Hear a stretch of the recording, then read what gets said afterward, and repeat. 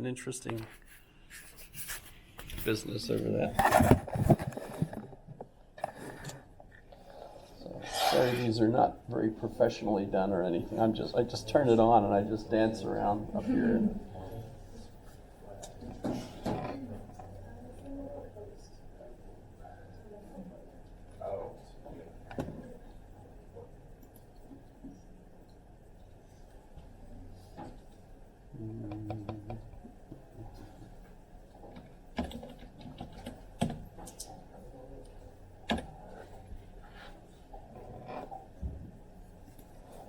Mind if I use Wikipedia? I remember when it first came out and everybody's, oh, you can't use that, that's terrible. Don't research on Wikipedia. It's a great place to start. Well, and I thought, mostly looked trustworthy. And when I compared it to like the Stanford Encyclopedia of Philosophy, it was like, hey, somebody just copied the Stanford Encyclopedia and maybe edited it a little bit. There's some neat things about Wikipedia, but it's democracy in practice, because people can fight over what the information is if you disagree. Israel, what Israel is, they fought over that so badly that somebody had to take charge and say, no, you're not allowed to post that, because people kept fighting over what it was, etc. But Wikipedia, pretty amazing. So anyway, today we're going to start with Socrates. And as you can see, every picture I've ever seen of Socrates, he looked like that. So I guess that's what he looked like when he was born. I don't know if he had taken any selfies. You ever heard of Weefies? A couple of you have a Weefie instead of a selfie? No? That's not a meme? Yes? Okay. You say meme or meme? Name? Meme.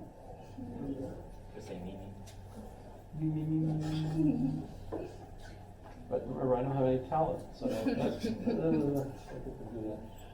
I can also make it larger. Okay, I thought I could make it larger. Well, I didn't mean to do that. It doesn't get bigger? Nope, well, it's not going to get larger. I don't know why. But so Socrates is the main character in Plato's dialogues. So that's an issue that you have to address right away. Why is this the apology by Plato when what we're trying to talk about or introduce is Socrates? And it turns out that in Plato's dialogues, Socrates is the main character, I think, in almost all of them. I'm not sure about the Timaeus, because that's supposed to happen in Egypt or something. But in any case, Socrates is the main character. The trouble is this an honest representation of Socrates, since Plato, who spent approximately 20 years as kind of a student, if you call them that back then, of Socrates. And by the way, after Socrates had died, eventually Plato would found his own school, which was an official school. Socrates didn't really have an official school. He just bothered people in the street, basically. And he was famous for being an asshole, basically, that way, right? And in fact, if you get the chance, there's a wonderful BBC presentation by Bettany Hughes on Socrates. She does three. She does Socrates. Well, actually, she does Cleopatra and other. But the three that she kind of posts on the BBC together are Socrates, Confucius, or Master Kung Fu, right, and the Buddha. And the reason she does that, as she explains, is that these three are almost simultaneously screwing things up all over the world, right? That's called the axial age. You ever heard that? The axial age.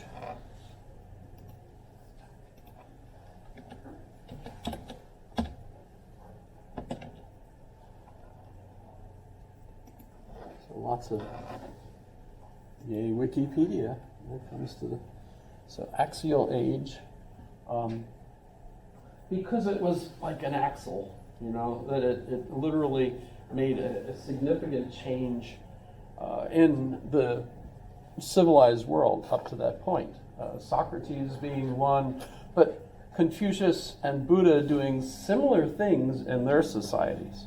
So if you get into the idea that there's kind of a mind that influences everybody so that inventions seem to happen at multiple places. This is, you could think about that as something similar, that Confucius is having an impact on Chinese culture, and the Buddha is having revolting against the religions in India at about the same time, and Socrates basically questioning the authority of the priests of various religions in Athens. And of course that's going to get him in trouble. The apology is about why he's defending himself from the charge of being impious and not believing in the gods, which seems completely false in any case. But there were roughly 2,000 gods in Athens at the time, so they say, right? And so, the concept of God, I don't know who else is here. We were talking about the definition of God. That's a significant thing when we try to get into concepts of God. And we'll see that as we go through the class, because we have a period where we go through the Middle Ages, and the concept of God is a central issue for that period, which we'll see as we go through it. And all of that accumulates. So these concepts basically accumulate for us. So if you're wondering, why on earth are we studying someone who died in 399 BC? And everybody knows what BC means, right? Literally, before Christ. Yes? Unless at some point, authorities who wanted to go secular replaced BC with BCE, I think, before the Common Era, which is supposed to tell us, oh, that's not BC. No, wait. Seems like BCE. That's not very much different. Okay, so the Axial Age, pretty significant because of what happens in three cultures, not just Athens. But back to the issue with Socrates and Plato, because Plato is his student, roughly about 20 years, and later on, by the way, there's the same overlap of 20 years between Aristotle and Plato. So if you need a mnemonic to remember the three of them in the sequence, it's SPA. S-P-A, right? SPA. Pretty easy. Everybody likes spas. If you get to go to them, whatever. So SPA, pretty easy. My one professor used to teach us chants, to remember things. So when we were doing Plato, it was Bom Fog, brotherhood of man, fatherhood of God. Bom Fog. Gay ho, give to each his own. TTPD, tell the truth and pay your debts. And he had a whole page of these. We used to have to chant them, and remember them.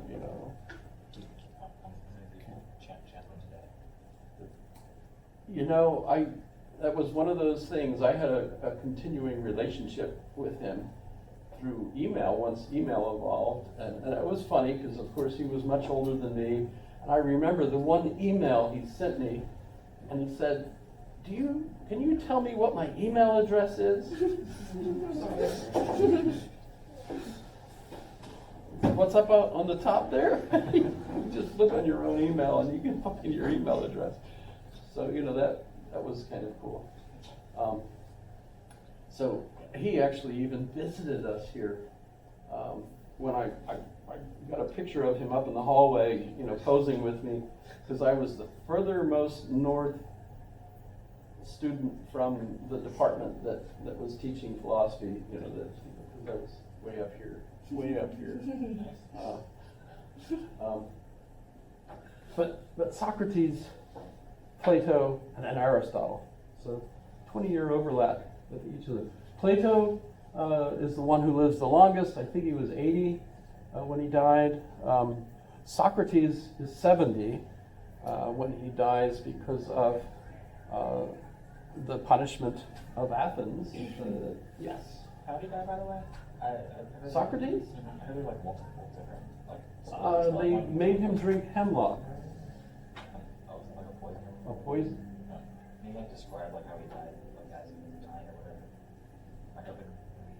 Ah, okay. I shall explain that. That's pretty easy, actually.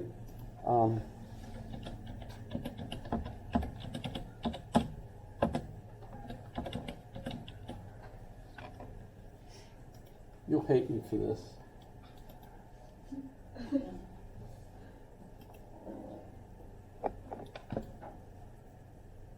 Oh, I have to double check. Somebody always turns this off.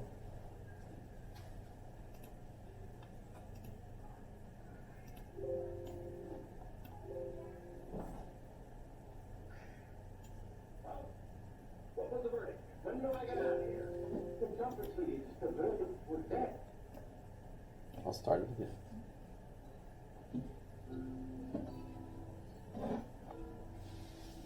Is that loud enough? Socrates, the trial is over. Here's your hemlock. Ah, thank you.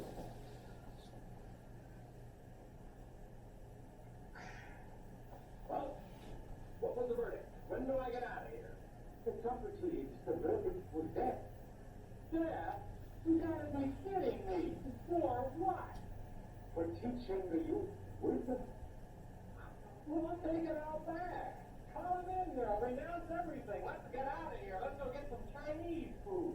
But Socrates, you drank the hemlock. So what? It's poisonous. It is? Since when? Didn't you know hemlock is poisonous? I do now. Look. I only know general. Just I never learned detail. I know what is poisonous and what is not poisonous. The kind of thing that irritates me about you guys. Sorry. I'm going to die. So what? When does stuff take effect? 2, 3 years? 2, 3 minutes? What a lousy day this was. Alright. I'm gonna let it down. I'm going to die. You know what's going to happen? You guys are gonna go out and you'll have dinner and you'll sit and stare at each other. I was the only one who ever talked in this whole group. It was all true. What's the nature of the good? What can I order? What are you having? What did anyone ever say? Socrates, hemlock is poison.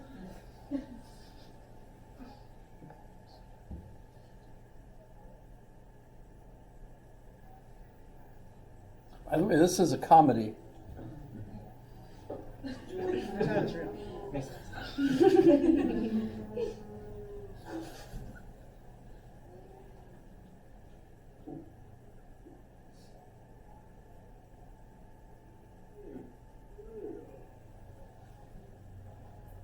did I do that?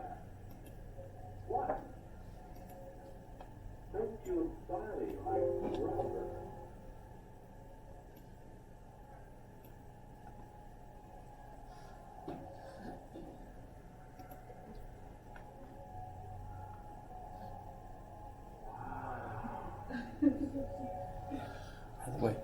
This was made back when people were using drugs.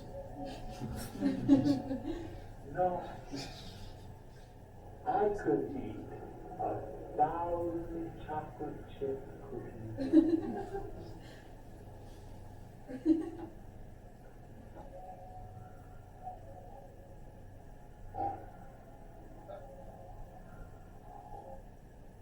I'm okay. I feel better.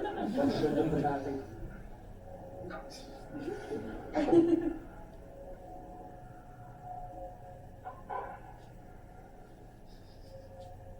Lay down. Come to me. Yes, doctor.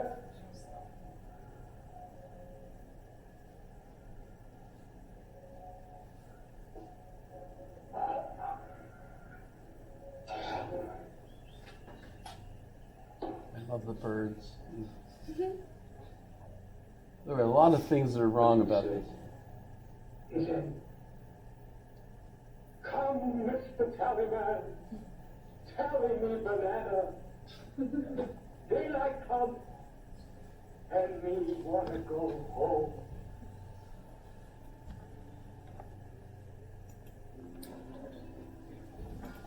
So that's silly, and you asked a serious question. But it occurred to me, hey, the class will get a kick out of this, so let's use that opportunity to do a Steve Martin sketch. Which, before he was a banjo player, he was a comedian. I don't know if you're familiar with him. Okay, so some of the things wrong, Plato wasn't there, actually, at the death. We actually have a written history, a dialogue called the Phaedo, which is in the collection of readings that we have. And it describes the whole scene, including his wife and children being there, and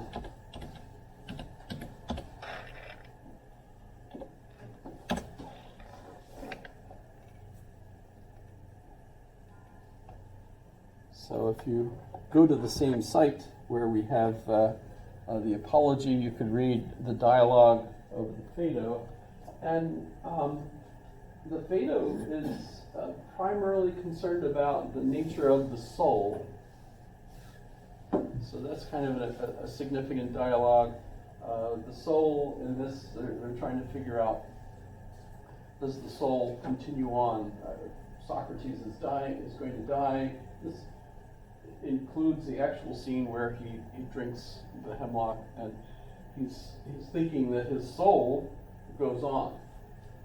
His body is dying, but his soul will go on. So the question about the soul comes up. And the basic argument that you get is that the soul is not a physical thing. You can't see it, you can't touch it, and they don't think it has parts. It doesn't have any parts. And when you think about it, when you make something, you assemble the parts. When you destroy something, you break the parts apart, right? Well, if the soul has no parts, then it can't be made, nor can it be destroyed. So the idea, and this is very similar to the Hindu theory of reincarnation, or if you're from Kentucky, reintarnation, I guess, right? You know, so actually, I have some friends from Kentucky, so I wouldn't. But you know, so the soul is apparently something that exists and goes into a body, you know, and then leaves the body, you know, when the body dies, and goes, you know, I guess the metaphor that you get is a candle. You know, one candle is it's just before it goes out, it lights the next candle, and it burns down and then lights the next candle, right? You see that as a metaphor for reincarnation, which literally means back to the meat. Chili con carne, you know, carnation, you know, back to the meat, you know. Okay, so we have the Phaedo, so you have a way of reading Now, here's the question though. This is written by Plato. Socrates is one of the main characters. And all of the dialogues are in this situation because Socrates, as far as we know, didn't write. So we don't have anything written by him as far as we know. At least when Jesus was asked a question, he started to write in the dirt. So we have that interesting aspect. Although with Jesus, the apostles are the ones that have apparently written on him. But with Socrates, Plato is the one that we have. We also have Xenophon, who was not one of his comrades, so to speak. But Xenophon also writes an apology and some other dialogues that are similar, describe Socrates. So there's multiple sources. We don't really have any doubt that Socrates lived any more than we have doubt that Jesus lived, as a comparison. By the way, I can compare those two not only because one of the questions they ask in the first test is, how would you compare Jesus and Socrates? Actually, it's one of my questions, if you choose to answer it, right? But also because there are lots of books and things comparing them. One of the books that I remember reading years ago was Honest to Jesus. And in that book, you're nodding like you're familiar with it? Yes? In any case, in that book, which I can show you, sometimes forget that I have this tool, not TP. Oh, that's actually sounds like I'm getting the whole, let's see, there we go, Amazon, that's not the whole thing. So Honest to Jesus.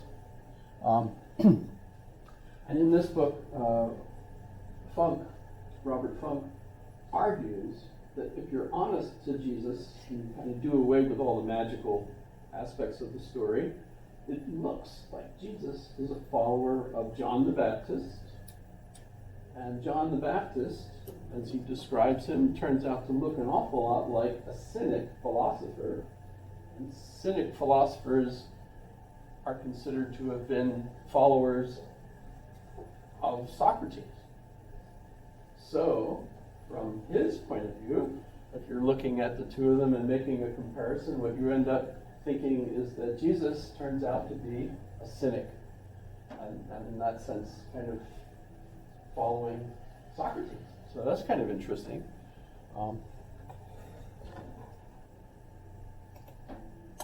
Okay, so the Phaedo, by the way, is on this particular site. It's on lots of other ones. If we go up, let's see, I guess home is the only way. How do I get up in this? Browse.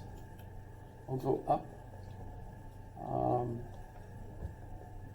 There should have been an easier way to just do that.